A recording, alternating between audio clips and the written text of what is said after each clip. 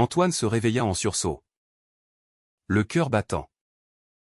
Alors que les lèvres de Julien, son meilleur ami d'enfance, se pressaient contre les siennes dans l'obscurité de la chambre. Ce baiser, inattendu et fiévreux, transforma instantanément leur relation en un chaos irréversible, forçant Antoine à affronter une vérité qu'il avait enfouie depuis des années. Le lendemain matin, Julien partit sans un mot, laissant derrière lui un silence assourdissant qui allait ébranler les fondations de leur vie. Antoine fixait le plafond de son petit appartement parisien, rue de Rivoli, où les bruits de la ville commençaient à filtrer à travers les volets mi-clos. Il avait 28 ans, travaillait comme graphiste freelance. Et jusqu'à cette nuit, sa vie tournait autour de routines rassurantes, café le matin, projets créatifs la journée, et soirées occasionnelles avec Julien, son ami hétéro depuis l'école primaire. Julien, avec son sourire conquérant et sa carrière d'ingénieur en pleine ascension, représentait tout ce qu'Antoine admirait, la stabilité, la confiance, l'hétéronormativité assumée. Mais ce baiser. Pourquoi Julien avait-il fait ça? Était-ce l'alcool de la soirée précédente? Ou quelque chose de plus profond? Antoine se leva, les jambes tremblantes, et se dirigea vers la cuisine pour se faire un café. Son téléphone vibra, un message de sa mère, rappelant le dîner familial du week-end. Comment pourrait-il affronter sa famille maintenant? Avec ce secret qui bouillonnait en lui? La journée passa dans un brouillard. Antoine essaya de se concentrer sur un logo pour un client.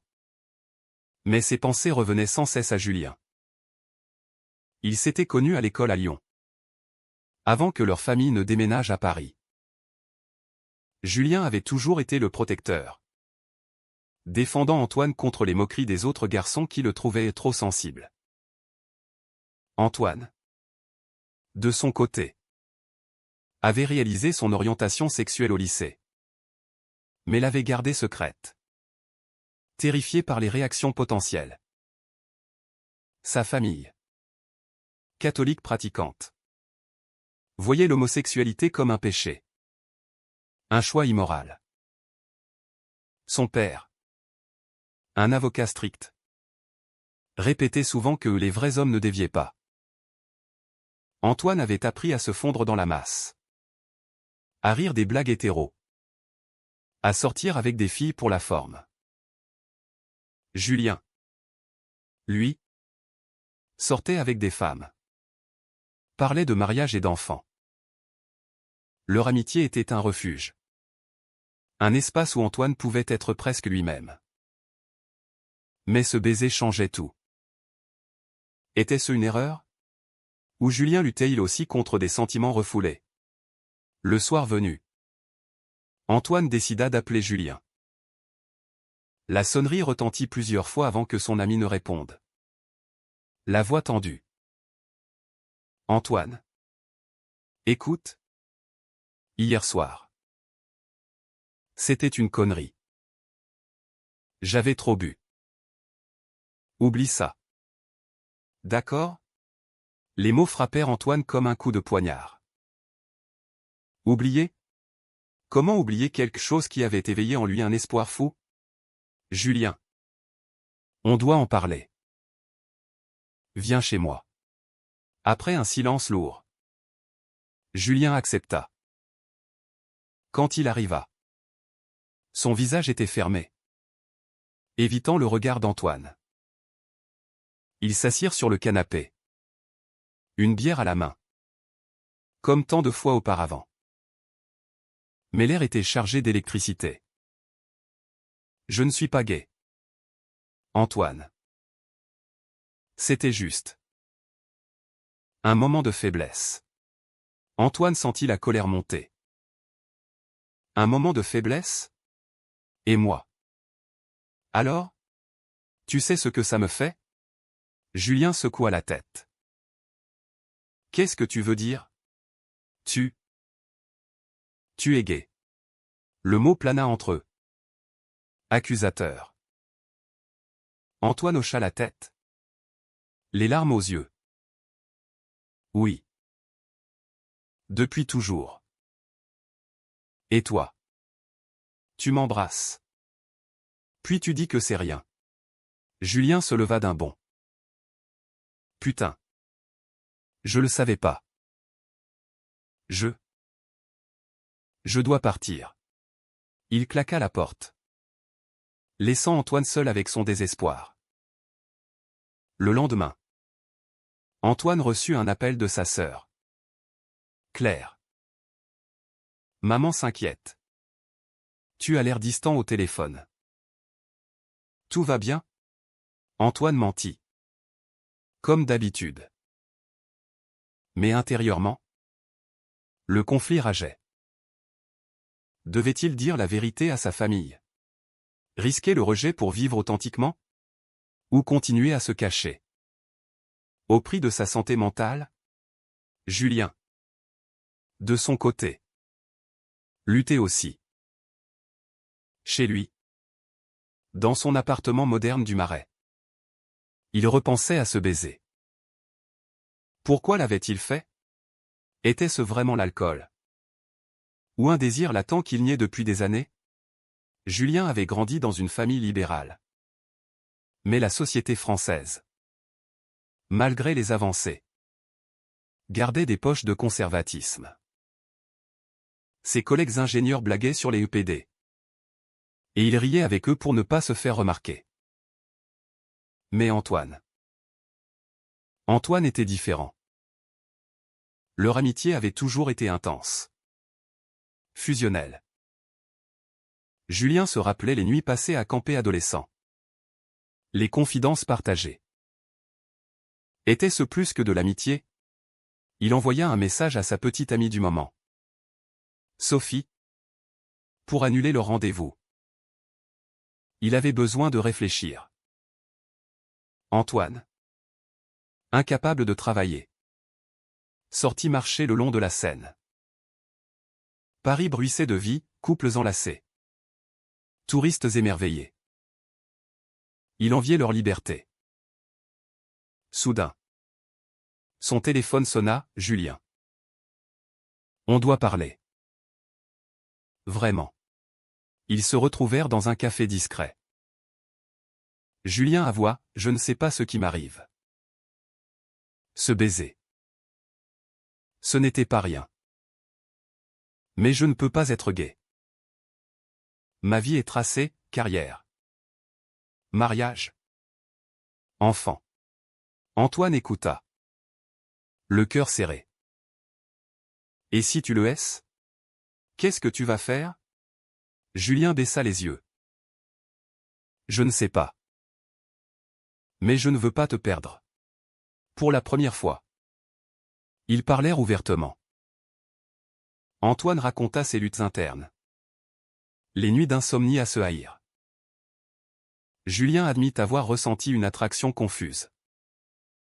Mais la peur l'emportait. Si mes parents l'apprennent, ils me renieront. Et le boulot. Imagine. Antoine comprit, les choix n'étaient pas simples. En rentrant, il décida de consulter un thérapeute. C'était le premier pas vers l'acceptation de soi. Mais le chemin serait long. Julien, lui, choisit le déni.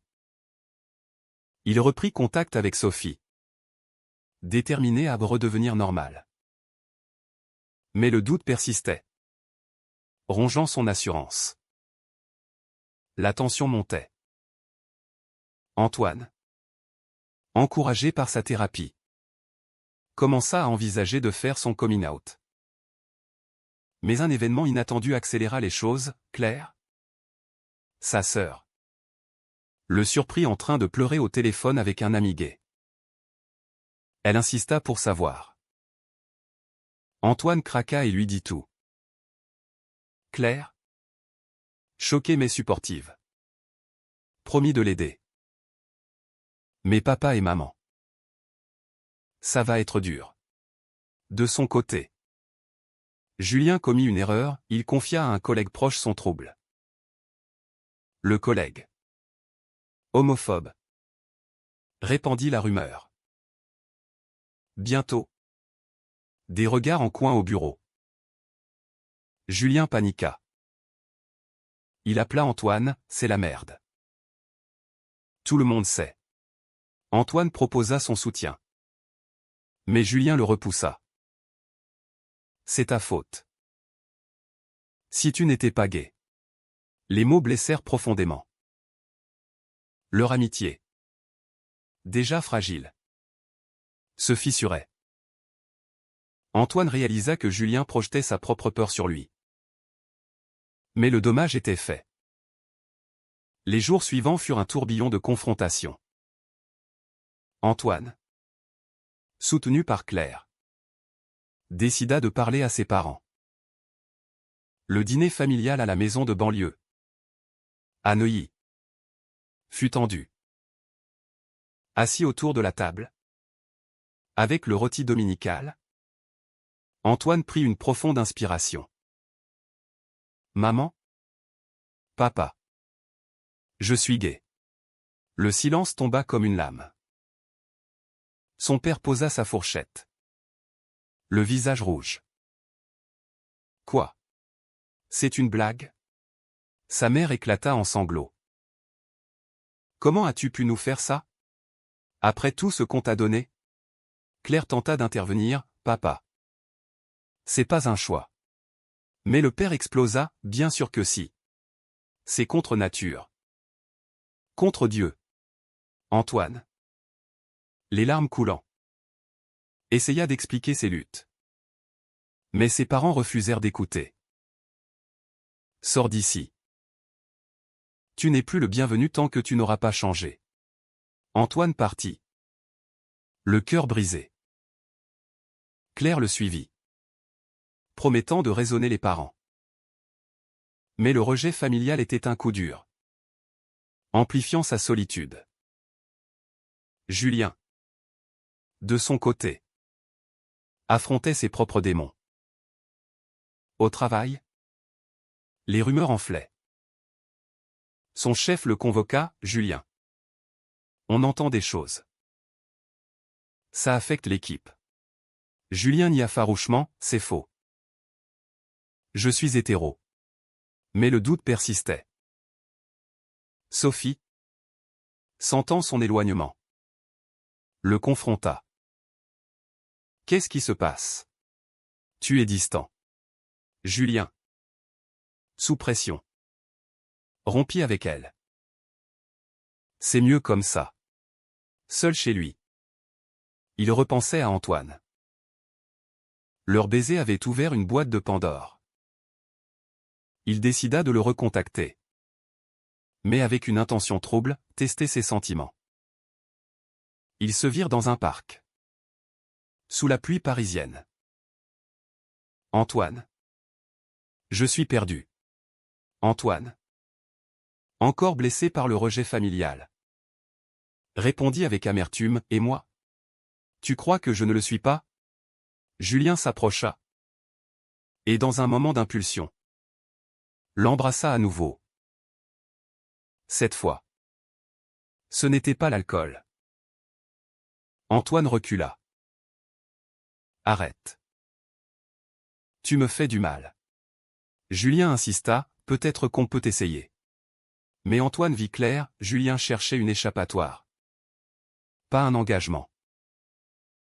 Non. Pas comme ça. Il partit, laissant Julien sous la pluie. La trahison vint ensuite. Julien, paniqué par les conséquences professionnelles, décida de prouver son hétérosexualité. Il commença à sortir avec une collègue, affichant publiquement leur relation. Pire, pour se distancier, il répandit des rumeurs sur Antoine, c'est lui qui m'a dragué. Je l'ai repoussé. Quand Antoine l'a pris par un ami commun, ce fut un choc. Comment son meilleur ami pouvait-il le trahir ainsi? Il confronta Julien chez lui. Pourquoi? Après tout ce qu'on a partagé? Julien, défensif, répondit, je dois me protéger. Tu ne comprends pas la pression. Antoine, furieux, répliqua, et ma pression à moi. Ma famille m'a rejeté à cause de qui je suis. La dispute dégénéra en cri. Julien avoua enfin, j'ai peur d'être comme toi. Peur de tout perdre. Antoine comprit la profondeur du conflit interne de Julien. Mais la trahison était impardonnable. Adieu. Julien. Il claqua la porte, marquant la fin de leur amitié. Antoine plongea dans une dépression. Il arrêta de travailler, passant des jours au lit. Claire vint le voir, l'encourageant à rejoindre un groupe de soutien LGBT. Là, il rencontra d'autres hommes dans des situations similaires, rejets familiaux, discrimination au travail. Cela l'aida à réaliser qu'il n'était pas seul. Petit à petit, il reprit pied, acceptant son identité. Mais le prix était élevé, perte d'amis, isolement. Julien, lui, payait aussi. Sa nouvelle relation était superficielle. Et les rumeurs persistaient. Il fut muté dans un poste moins prestigieux. Une punition déguisée. Ses parents, apprenant les ragots, le questionnèrent. Fils, es-tu? Julien nia. Mais le mensonge le rongeait. Il commença à boire plus, fuyant ses émotions. Une nuit, ivre, il appela Antoine. Pardon. J'ai tout gâché. Antoine, ému mais ferme, répondit, oui. Tu l'as fait. Mais je dois avancer sans toi. Le climax approchait. Antoine, fortifié par son groupe de soutien, décida de confronter ses parents une dernière fois. Il leur envoya une lettre expliquant ses sentiments, les invitant à une thérapie familiale. À sa surprise, sa mère répondit, viens dîner. On va essayer de comprendre. Le dîner fut tendu. Mais un début de dialogue s'ouvrit. Son père resta silencieux, mais n'explosa pas. C'était un petit pas, mais symbolique. Julien, apprenant cela par Claire, qui connaissait les deux, ressentit une jalousie amère. Pourquoi Antoine avançait-il tandis que lui stagnait? Il décida d'une action radicale, avouée à ses parents. Assis dans leur salon à Versailles, il balbutia, je pense que je suis bisexuel. Ses parents, libéraux, furent surpris mais soutinrent, on t'aime quand même. Soulagé, Julien pleura. Mais le mal était fait avec Antoine. Il tenta une réconciliation.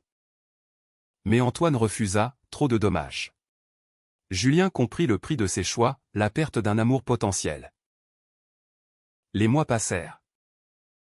Et les vies des deux hommes divergeaient.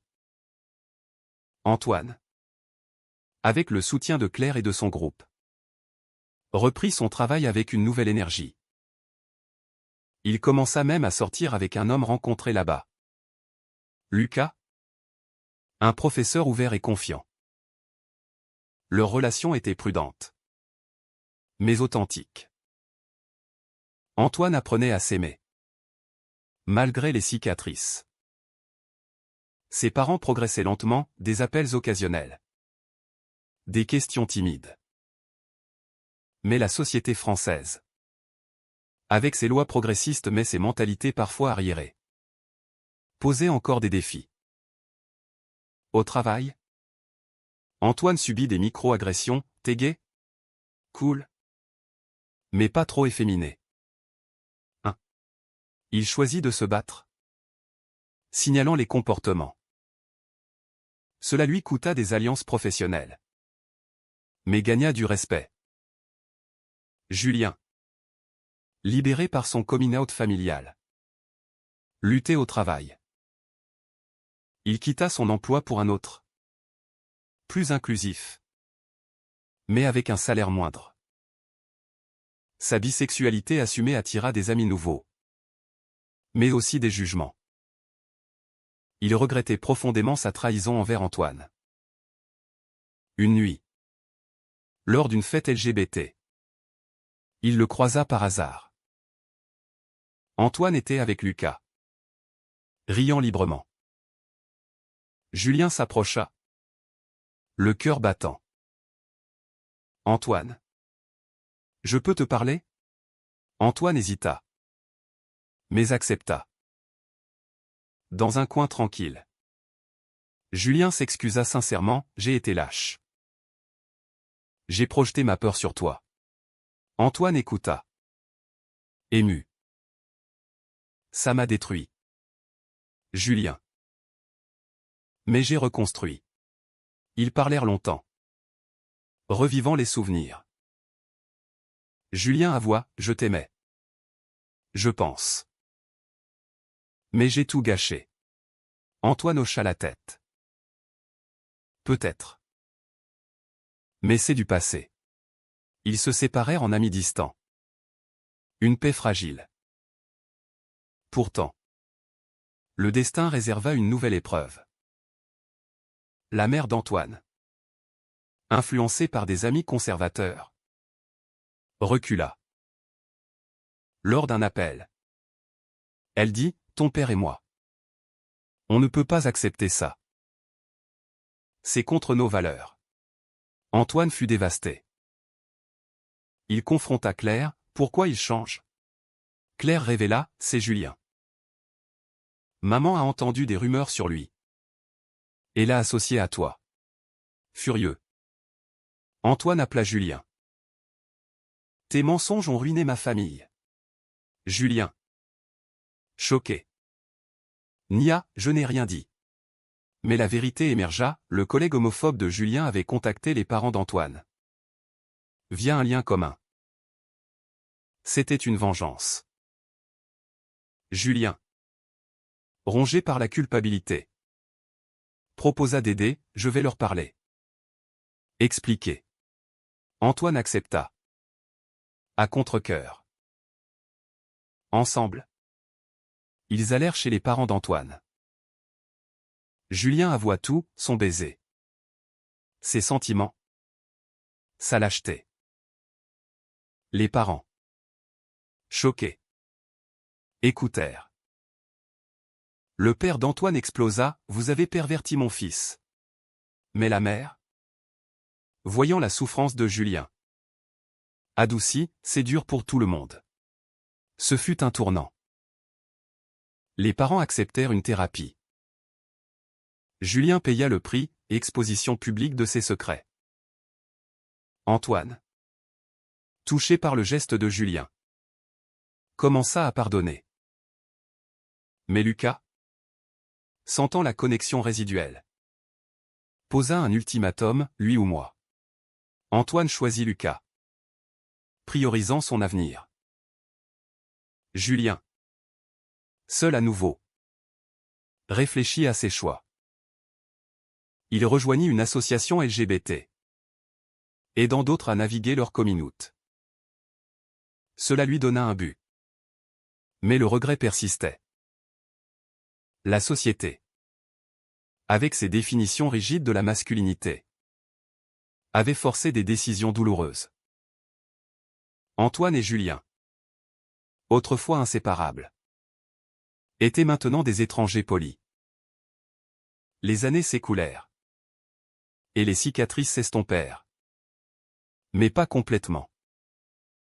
Antoine, maintenant 32 ans, vivait avec Lucas dans un appartement à Montmartre. Leur relation était solide, basée sur l'honnêteté. Antoine avait réconcilié avec ses parents, des visites régulières, des acceptations progressives. Son père. Après la thérapie. Admis, j'avais tort. L'amour est l'amour. Antoine prospérait professionnellement, créant des campagnes pour les droits LGBT. Mais il pensait parfois à Julien, se demandant ce qu'aurait pu être leur vie. Julien, de son côté, explorait sa bisexualité. Il eut des relations avec des hommes et des femmes. Mais aucune ne dura. Le poids de sa trahison l'empêchait de s'engager pleinement. Il travailla comme consultant indépendant, évitant les environnements toxiques. Ses parents le soutenaient. Mais il regrettait l'amitié perdue. Un jour, il reçut une invitation, le mariage d'Antoine et Lucas. Hésitant, il y alla. Voir Antoine heureux fut bittersweet. Ils parlèrent brièvement, « Je suis content pour toi. » Antoine sourit, « Merci d'être venu. » C'était une closure. Pourtant, un dernier conflit surgit. Claire, mariée maintenant, révéla à Antoine que Julien avait aidé financièrement leurs parents pendant la thérapie. Sans le dire. Il a payé pour réparer. Antoine, surpris, contacta Julien. Pourquoi? Julien répondit, pour me racheter. Antoine, ému, proposa une amitié renouée. Mais Julien refusa, c'est mieux comme ça. J'ai trop blessé. Ils se séparèrent sur une note aigre-douce. À travers ces épreuves, chacun avait payé un prix élevé, perte d'innocence, rejet, trahison. Mais ils avaient aussi gagné, authenticité, résilience. La société évoluait. Mais les luttes personnelles restaient intenses. Antoine, regardant Paris depuis sa fenêtre, se sentait en paix. Julien, marchant seul, cherchait encore la sienne. Était-ce juste que Julien ait payé un prix plus élevé pour ses erreurs? Ou Antoine avait-il raison de prioriser son propre bonheur?